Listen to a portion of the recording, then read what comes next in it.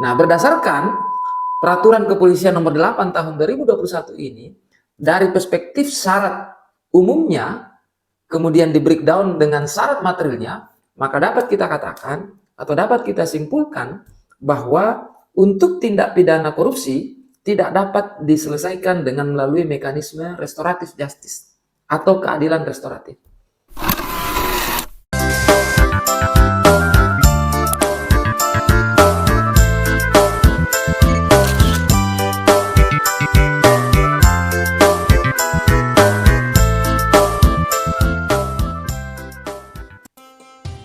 Assalamualaikum warahmatullahi wabarakatuh. Salam ngopi, salam ngobrol pintar hukum, salam gade-gade hukum. Bagaimana kabarnya sahabat Saribatangku? Mudah-mudahan saat ini tetap berada dalam keadaan sehat walafiat, sehingga seluruh apa yang telah direncanakan dapat berjalan sesuai dengan apa yang diharapkan. Kita berjumpa kembali di channel Gade-Gade Hukum bersama dengan Saribatanta, sahabat Daeng HRY. Kita akan membahas persoalan-persoalan hukum yang secara faktual, secara empirik, kita sering jumpai dalam praktek kehidupan kita sehari-hari. Saribatangku, sahabat ngopi, seperti biasanya sebelum kita membahas lebih jauh terkait dengan pertanyaan-pertanyaan yang diajukan oleh Saribatanta, sahabat ngopi, maka terlebih dahulu mari kita nikmati hidangan ala kadarnya. Ini karena kebetulan pasca bulan puasa, bulan Ramadan, orang Makassar menyebutnya kue bangke-bangke, kue yang terbuat dari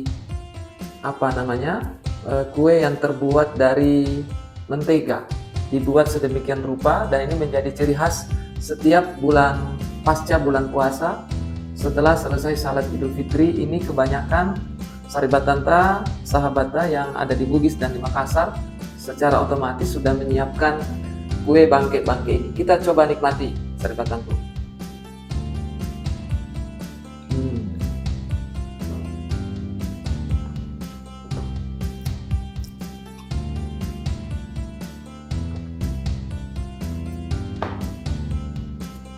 Luar biasa, mantap mentong, asipakna, anyamanna. Baik, Saribatangku, sahabat ngopi, gade-gade hukum. Kali ini kita akan mencoba membahas pertanyaan yang diajukan oleh Saribatanta, sahabat ngopi, terkait dengan apakah tindak pidana korupsi dapat dilakukan penyelesaian secara restoratif justice atau keadilan restoratif. Mungkin bagi Saribatangku, sebahagian besar ini mungkin masih agak awam mungkin. Nah, mungkin dalam bahasa sederhana, restoratif justice ini adalah penyelesaian perkara di luar mekanisme pengadilan atau peradilan, atau yang kadang kita kenal penyelesaian perkara dengan secara damai. Saribatangku, sahabat ngopi, perlu kita pahami bahwa tidak semua perkara pidana atau tindak pidana dapat diselesaikan dengan mekanisme restoratif justice atau keadilan restoratif atau penyelesaian di luar pengadilan. Perlu kita pahami, Saribatangku, sahabat ngopi, bahwa secara garis besar terkait dengan suatu perkara pidana atau tindak pidana itu dapat diselesaikan dengan dua mekanisme.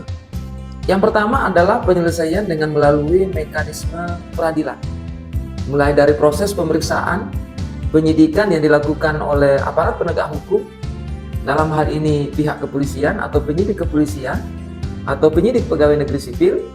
Setelah itu kemudian dilimpahkan berkasnya, tersangka dan barang buktinya kepada jaksa penuntut umum untuk dilakukan tuntutan atau dakwaan.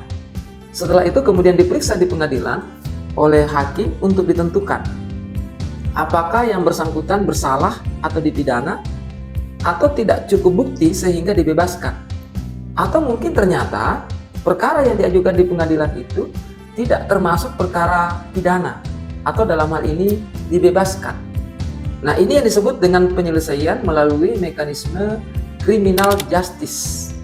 Nah, pertanyaannya kemudian, kalau dia diselesaikan tidak melalui mekanisme yang kita jelaskan tadi, itulah yang disebut dengan penyelesaian perkara dengan keadilan restoratif atau restoratif justice. penyelesaian perkara di luar mekanisme pengadilan atau peradilan, atau kadang disebut dengan non litigasi. Sebenarnya kalau kita ingin melihat dalam proses perkembangan hukum, penyelesaian perkara dengan restoratif justice ini lebih dominan dilakukan terkait dengan perkara-perkara yang ada hubungannya dengan keperdataan, yang sifatnya ganti rugi terhadap kerugian-kerugian yang ditimbulkan. Tetapi dalam proses berjalan, ternyata dalam penyelesaian suatu perkara pidana ada semacam fenomena yang baru, bahwa itu bisa diselesaikan dengan melalui mekanisme restoratif justice atau keadilan restoratif. Sahabat tangku, sahabat ngopi, sahabat gade-gade hukum, kita juga perlu memahami lebih jauh sebenarnya apa sih yang dimaksud dengan penyelesaian atau penanganan perkara pidana atau tindak pidana dengan melalui mekanisme restoratif justice atau keadilan restoratif. Nah, kalau kita melihat di dalam peraturan kepolisian nomor 8 tahun 2021 tentang penanganan tindak pidana berdasarkan keadilan restoratif, tepatnya di pasal 1 angka 3, begitu juga di dalam peraturan kejaksaan nomor 15 tahun 2020, di situ dapat kita lihat bahwa yang dimaksud dengan penyelesaian perkara dengan restoratif justice adalah penyelesaian perkara yang melibatkan korban, pelaku, keluarga korban, keluarga pelaku, termasuk juga dengan melibatkan tokoh masyarakat, tokoh agama, tokoh adat, atau pemangku kepentingan, dengan melibatkan semua pihak untuk mencari penyelesaian perkara secara adil. Tentu dengan melalui kesepakatan bersama yang diupayakan untuk mengembalikan pada keadaan yang semula, atau dalam bahasa hukum direstitusi korbannya, kemudian pelakunya dilakukan semacam rehabilitasi, dipulihkan kembali. Sahabat tangku, sahabat ngopi, sahabat gade-gade hukum, nah berkaitan dengan hal tersebut, kita tentu harus melihatnya dengan perspektif normatif sebagaimana yang saya jelaskan tadi di dalam Perkap misalnya, atau peraturan kepolisian nomor 8 tahun 2021. Syarat untuk dilakukannya restoratif justice itu ada dua. Yang pertama adalah syarat umum, yang kedua adalah syarat khusus. Itu diatur di dalam pasal 3. Nah, syarat umum itu kemudian di breakdown lagi, dibagi menjadi dua. Ada syarat yang formil, ada syarat yang sifatnya material. Nah, mari kita lihat apa yang menjadi syarat formilnya dan apa yang menjadi syarat materialnya. Syarat formilnya suatu perkara atau tindak pidana dapat diselesaikan dengan melalui restoratif justice atau keadilan restoratif, tentu harus ada kesepakatan dari kedua belah pihak. Dalam hal ini baik korban maupun dari pelaku. Mereka bersepakat untuk diselesaikan secara damai dengan adanya kewajiban-kewajiban yang harus dipenuhi oleh pelaku. Misalnya mengembalikan barangnya. Kalau misalnya pencurian, barang yang dicuri dikembalikan. Atau mungkin ganti rugi. Atau memberikan biaya yang nilainya kurang lebih sama dengan kerugian yang ditimbulkan. Nah, ini kewajiban-kewajiban yang harus dipenuhi oleh pihak pelaku. Sementara di satu sisi, pihak korban dapat menerima atau menyetujui terkait dengan hal tersebut yang dituangkan di dalam pernyataan perdamaian secara tertulis. Nah, ini syarat formil. Nah, pertanyaannya kemudian bagaimana dengan syarat materialnya? Nah, kita akan menjawab pertanyaan yang pertama tadi, bahwa apakah tindak pidana korupsi dapat diselesaikan dengan melalui mekanisme restoratif justice. Di dalam syarat materialnya, sahabat tangku, sahabat ngopi, sahabat gade-gade hukum, nah di sana dijelaskan bahwa syarat material yang pertama, kasus atau perkara tersebut tidak menimbulkan keresahan atau penolakan dari masyarakat. Yang kedua, tidak menyebabkan terjadinya suatu konflik sosial atau tidak berimplikasi kepada hal yang bisa menimbulkan perpecahan yang berimplikasi kepada persatuan. Kemudian yang keempat, perkara atau tindak pidana itu tidak dilakukan secara berulang-ulang atau dalam bahasa yang sering kita kenal residif atau residivis kepada pelakunya. Nah, kemudian baru selanjutnya tidak dapat dilakukan penyelesaian perkara secara restoratif justice untuk tindak pidana yang pertama terorisme, kemudian yang kedua tindak pidana yang berimplikasi terkait dengan keamanan atau keselamatan negara.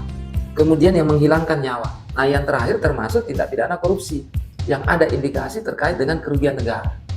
Nah, berdasarkan Peraturan Kepolisian Nomor 8 Tahun 2021 ini, dari perspektif syarat umumnya, kemudian di breakdown dengan syarat materialnya, maka dapat kita katakan atau dapat kita simpulkan bahwa untuk tindak pidana korupsi tidak dapat diselesaikan dengan melalui mekanisme restoratif justice atau keadilan restoratif.